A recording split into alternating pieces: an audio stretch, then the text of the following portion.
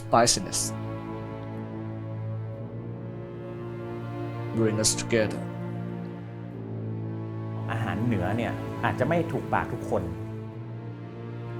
To the restaurant everyone know about. This menu has no boundary, no age, no gender. มันไม่ใช่แค่ลาบเวลาไปกินลาบมันต้องกินอย่างอื่นด้วย เมื่อไหร่ก็ตามที่เราเริ่มไม่รู้จักมันจะหายไป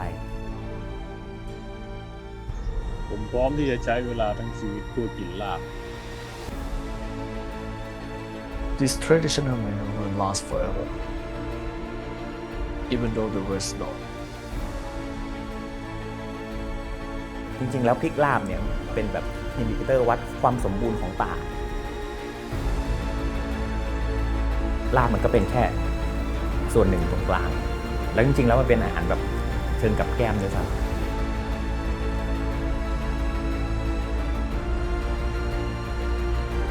นี่อาจจะเป็นตอนสุดท้ายของคุณแล้วนะคุณลามทรงคุณไม่รู้หรอกว่าวงการลาบมันได้กฎเกณฑ์ทางแรงโน้มถ่วงขนาดไหน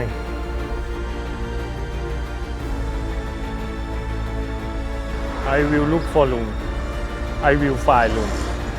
I will กินลาบลุง ร้านทองอยู่ถนนเชียงใหม่ดอยสะเก็ตเนี่ยครับ กิโลเมตรที่6ที่7ครับ ตรงข้ามปั๊มน้ำมันปตทนะครับ ลาบเว้ย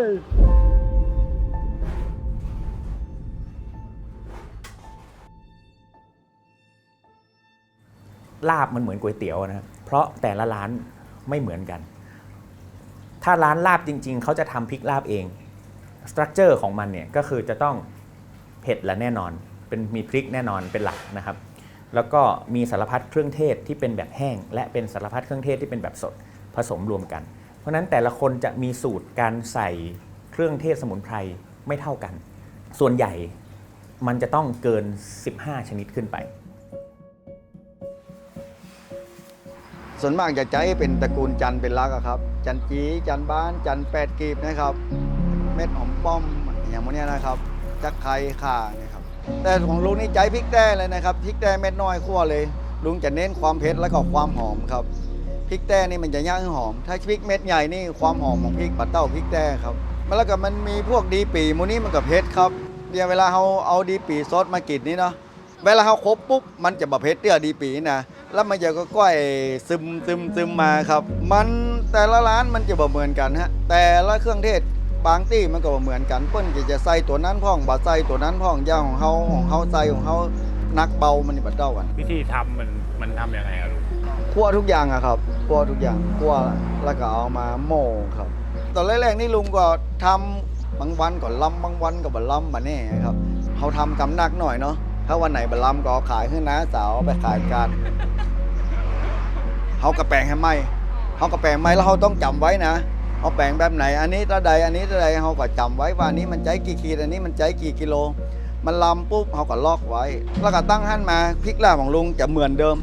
แปลงกี่ครั้งก็จะเหมือนเดิมเพราะลุงลอกของมันไว้ละ ทำไมต้องเป็นลาบควายอะครับ ที่เขานิยมเนื้อควายมากที่สุดเนี่ยเพราะว่าส่วนใหญ่แล้วโรคในควายไม่ค่อยมี เพราะมันจะมีคำขวัญของคนกินลาบนะครับเขาจะมีบอกว่าควายไม่มีโรคเป็นลาบอันประเสริฐควายเนี่ยมันจะไม่ค่อยมีพวกสเตปโตคอคคัสหรือเป็นเลือกโรควัวบ้าแอนแทรกอะไรเงี้ยคนก็เลยนิยมกินลาบควายที่กินแล้วก็ไม่ค่อยเป็นไรแต่ส่วนใหญ่พวกเนี้ยมันทำสดทุกวันเนี่ยมันจะไม่ค่อยมีปัญหาเท่าไหร่ มันลาบนี่ถ้าเป็นควายก็ได้งัวก็ได้มันก็รสชาติมันก็เหมือนกันนะครับอย่างคนดังเชียงใหม่นี่ชอบควายครับเพราะว่าบางคนเพราะว่ากินงัวแล้วมันปวดหั่นปวดนี่อะครับมันมีความเจียวของเพิ่นคนเฒ่าคนแก่ทั้งเพศบอกให้กินงัวถ้าว่าเป็นงัวเพิ่นบอกให้กินเจ็บหั่นเจ็บนี่อะฮะยังงูเป็นโรคเกาต์นี่เขาจะบ่กินเลยเนี่ยที่เป็นโรคเกาต์มีความเจือของเขาอะคนทางเหนือเพิ่นจะเจือกันนี้นะประเดี๋ยวนี้ส่วนมากงัวก็มีครับเพราะว่าอย่างใดอะควายมันเขี่ยมนะบางวันก็ได้งัวบางวันก็ได้ควายครับได้ตัวใดผมขายตัวนั้นนะครับมันเหมือนเดียวกันเลยนะอยู่ที่น้ำดีกับเครื่องเทศครับเอามาต้มแล้วก็มาผสมกับน้ำปลาเนี่ยครับดีเกิงกับน้ำปลาเกิงเอาไว้ดองอยู่ด้วยกันฮะเวลาเอามาใจมันก็ง่ายอะ ลาบลุงทำยังไงบ้างครับ เล่าให้ฟังหน่อย ตอนได้จีนมาปุ๊บเขาก็มาไซส์เอ็นเซตอะครับไซส์เอ็นเซตแล้วก็ปาดไปตีนเรามุยตุ๊บครับพ เอามุยตุ๊บจะลาบก็เอามุยนะไล่ซับจีนให้มันลงไปก่อน มุยคืออะไรครับลุงมีโอ้โหไหม ตัวนี้คือมุยเอามุยเนี่ยหลังมุยเนี่ยตุ๊บเนี่ยอันนี้มีดที่จะเอาลาบมีดนี่เราจะต้องให้ได้น้ำหนักพอๆกัน มันจะบ่ปวดแขนมันเหมือนกับเขาตีละนาดลาบ2-3 ชั่วโมงมันมีปวดแขน เพราะมันเกยกับมือเราถ้าน้ำหนักมันนักลงไปมันก็จะบ่ได้ อย่างลาบควายเกิงโลเนี่ยถ้ามันใส่เลือดใส่เกลือเสร็จเราจะเกิงโลนี่บ่ถึง5 นาที อันนี้ลุงเอามาจากไหนครับ ก็ปะที่ไหนก็ซื้อถ้ามันได้ บ่ต้องว่ามันยังไงมันมีดยังไงมันก็ใจได้เฮาลาบอย่างจีนมันนี่ก็มันจะหูว่าบ่ถึงเคียงมีดเอาเวลาเฮาลงปุ๊บมันจะหูว่าบ่ถึงเคียง มันจะโดนใส่จีนนึกนักถ้ามันผ่านเคียงไปมันจะโดนตึกมันจะโดนเคียงตึกนั่นพอดีแล้วจะไปหึ่งแหงเกินนะมันหมอกพอดีกับมันลงเคียงปึ๊กเฮาก็จะหูของเฮาละลงไปปุ๊บเอาเกลือเขาใส่แล้วก็เลือดเขาใส่ครับลาบที่เลือดกับเกลือให้มันเข้ากันดีแล้วก็ก้อยๆปิ้นไปปิ้นมาครับแล้วก็เน้นละเอียดเลยแล้วลาบมันจะเหนียวเกลือนี่มันจะรักษาจีนจีนจะได้งามตลอดมันจะบัดเศร้าบัดดำบางวันถ้าลุงได้ควายปูมาเนาะลุงก็ยังบัดเต็มใจนะถ้าวันไหนลาบลุงบัดลำลุงก็บอกว่าวันนี้ 90% ลุงบอกเลยถ้าวันไหนลำเต็ม100ก็บอกลำเต็ม100อันนี้เอาไปกินตั้งเมืองฟางกับลำยุยนะแต่ถ้าลาบบางอย่างบางตัวถ้าเป็นควายปูนี่จีนมันจะกระด้างจีนมันเหมือนกันนะควายแม่จีนมันจะดีถ้าควายปูนี่จีนมันจะกระด้างเวลาเขาตุบอีเนาะมันจะสะเด็นไปเวลาเขาลาบมันก็บอกให้เกาะกันมันจะไปคนตีคนตังความยางของมันบอกให้มีแล้วนั่นเวลาเราเอาใส่จานวัสกรรมเนี่ยน้ำมันจะไหลออกมา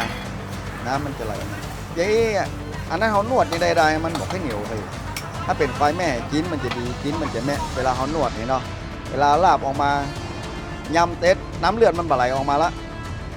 พอกินกี่ชั่วโมงน้ำเลือดมันก็จะบ่ไหลออกมารสชาติมันก็จะอยู่ได้เหมือนถ้าน้ำเลือดมันไหลออกมาความหวานความเค็มความเผ็ดของมันก็จะหายไปละ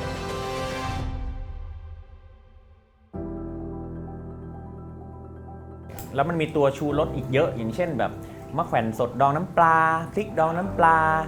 เพราะมะแขวนสดหาได้แค่ปีละครั้งนึกออกไหมแล้วมะแขวนสดที่ดองน้ำปลาก็ไม่ค่อยมีร้านไหนทำถ้ามีเนี่ยโอ้โหจะพุ่งเข้าหาเลยจะต้องได้กิน ไอ้ที่มันเป็นเม็ดๆแล้วมัน ค คือ รับอันนั้นบอกแควนครับบอกแควนดิฟครับอันนั้นลุงจะดองไว้ปีต่อปีครับปีนึงมันจะออกประมาณตุลาพฤศจิกาแล้วมันจะต้องอยู่ที่สูงนะยิ่งสูงยิ่งดีนะอย่างเขาซื้อต้นมาแล้วมาปลูกแถวบ้านเขานี่กินมันมาได้ซื้อมาแล้วเอามากินนี่นะกินมันมาได้รสชาติมันเหมือนเพราะไอ้หมูนี่มันจะชอบเย็นมันจะชอบอยู่บนดอยอยู่ที่เย็นๆถ้ามันออกมาเขาก็สั่งเพื่อนเอามาให้เขานักๆแล้วเขาก็มาดองต้มน้ำเกลือใส่เขามาเด็ดเป็นออกเนาะมันมาเป็นเคสเขาก็เด็ดออกเป็นน้อยๆแล้วก็เอามาอัดถังไว้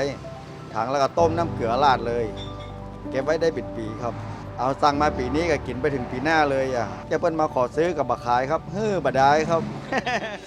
ซึ่งจริงๆแล้วเขาเป็นพืชตระกูลส้มนะพืชตระกูลแบบซีตรัสนะครับเป็นแบบไม้ยืนต้นใหญ่ๆอยู่ในป่าเลยนะครับกลิ่นของเปลือกเขาจะเป็นส้มแต่เม็ดข้างในที่ดำๆที่ทำให้ชาลิ้นคือเม็ดข้างในเพราะฉะนั้นถ้าไม่อยากชาลิ้นก็เอาเม็ดดำออกก็ใช้แต่เปลือกทั้งอาหารเหนือจะใช้หมดเลยจะใช้ทั้งเปลือกจะใช้ทั้งเม็ดเพราะฉะนั้นชอบความเผ็ดซ่าแล้วก็จะเป็นคาแรคเตอร์ที่เขาเรียกว่ามันชัดกว่าเครื่องเทศอื่นๆแล้วก็สิ่งที่สำคัญคือมันเป็นกลิ่นสดชื่นนะครับพอมันไปอยู่ในอาหารเนี่ยมันก็ทำให้แบบตัดเลี่ยนแล้วก็ทำให้อาหารมันมีความแบบมีมิติขึ้นอะไรเงี้ยเพราะนั้นเนี่ยจริงๆแล้วต้นมะแขวนที่อยู่ในป่ามันมีความเท่ตรงที่ว่ารอบต้นมะแขวนมันคือเครื่องของพริกลาบไม่ว่าจะเป็นทั้งมะแหลบนะครับมีทั้งดีปลีมีอาจจะมีอบเชยกระวานลูกกระวานอะไรอย่างเงี้ยคือลูกผักชีเม็ดผักชีเนี่ยมีหมดเลยค่อยมาผสมกับพวกพืชผักสวนครัวที่อยู่ในครัวแต่ว่าตัวสมุนไพรแห้งเนี่ยเป็นของที่อยู่ในป่าแทบทั้งสิ้นเลยเพราะนั้นเนี่ยจริงๆแล้วพริกลาบเนี่ยสำหรับผมนะมีความสำคัญมากเพราะว่าเป็นแบบอินดิเคเตอร์วัดความสมบูรณ์ของป่าปีไหนหามะแหลบได้ยากนั่นหมายความว่ามันต้องมีปัญหาแหละมันแล้งหรือเปล่าหรือว่ายังไงหรือมะแขวนมาช้ามะแขวนมีน้อยปีนี้มะแขวนสดออกมาได้น้อยจังเลยแทนว่าทั้งปีฉันต้องเก็บเท่าไหร่หรือว่ามันจะมีพอใช้ทั้งปีไหมเพราะว่ามันมีแค่ปีละครั้งแล้วถ้ามะแขวนเริ่มเหลือน้อยไปเท่าไหร่มะแขวนเริ่มเหลือน้อยไปเท่าไหร่นั่นหมายความว่าป่าเริ่มเหลือน้อยไปเท่านั้นเช่นเดียวกันเราก็ถือว่าจริงๆพืชสมุนไพรพวกนี้เป็นสิ่งที่แบบคอยช่วย เก็บป่าไว้ เพราะคนยังกินอยู่เพราะนั้นเขาก็จะไม่ทำลายเนี่ยหรอกไหมเพราะนั้นมันก็จะต้องยังอยู่ไม่งั้นเราจะไม่มีลาบกินแล้วในอนาคตวัฒนธรรมการกินลาบเนี่ยไม่ได้ระบุมื้อเพราะร้านลาบเปิดตั้งแต่แบบ7 โมงก็มีมันไม่ใช่แค่ลาบเวลาไปกินลาบมันต้องกินอย่างอื่นด้วยกินเป็นมื้อเช้าก็ได้ แต่เจ้าก็มาเจ้ารอมาแล้วสักเดือนเนาะลาบเนาะกระโจดเหล่าติ๊กๆอ่ะ โอ้อันเนี้ยโอเคหวานเจี๊ยบ เมาเข้าอ่ะลาบกินมาได้ล่ะเอาเข้ามาเนียงอยู่ฮะนะบักกุ้ยล่ะบักเอากุ้ยสักเดือนเอากำเข้าเหนียวนิกอยู่ฮะนะมันเมาเพราะลาบมาสักเดือนไงพอกวงลาบจะมามันเมาอย่างก่อนอ่ะกินลาบไปได้ล่ะเมาเกิน แล้วก็เปิดไปยันเนี่ย3-4 ทุ่มก็มีนะครับเพราะฉะนั้นลาบเนี่ยกินตั้งแต่7 โมงเช้ายันเที่ยงคืนได้เลย